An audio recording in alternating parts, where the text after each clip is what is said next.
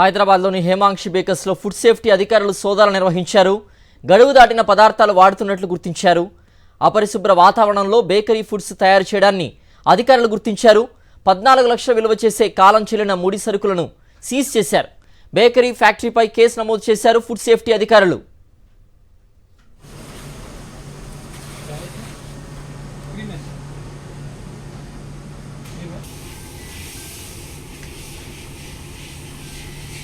హైదరాబాద్లోని హేమాంక్షి బేకర్స్లో food safety అధికారులు సోదాలు నిర్వహించారు.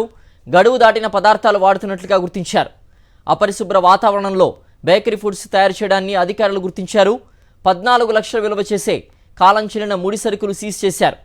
బేకరీ ఫ్యాక్టరీపై కేసు నమోదు చేశారు ఫుడ్ సేఫ్టీ అధికారులు. హైదరాబాద్లోని హేమాంక్షి బేకర్స్లో ఫుడ్ సేఫ్టీ అధికారులు సోదాలు నిర్వహించారు. గడువు దాటిన పదార్థాలు వాడుతున్నట్లు గుర్తించారు. అపరిశుభ్ర వాతావరణంలో బేకరీ ఫుడ్స్ తయారు చేయడాన్ని అధికారులు గుర్తించారు. 14 లక్షల విలువ చేసే కాలం చెల్లిన ముడి సరుకులను సీజ్ చేశారు. బేకరీ ఫ్యాక్టరీపై కేసు నమోదు చేశారు ఫుడ్ సేఫ్టీ అధికారులు.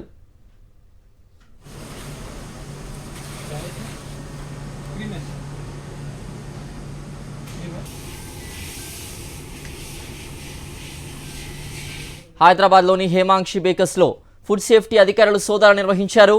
గడువు దాటిన పదార్థాలు వాడుతున్నట్లుగా గుర్తించారు. అపరిశుభ్ర వాతావరణంలో బేకరీ ఫుడ్స్ తయారు చేయడాన్ని అధికారులు గుర్తించారు. 14 లక్షల విలువ చేసే కాలం చెల్లిన ముడి సరుకులు సీజ్ చేశారు.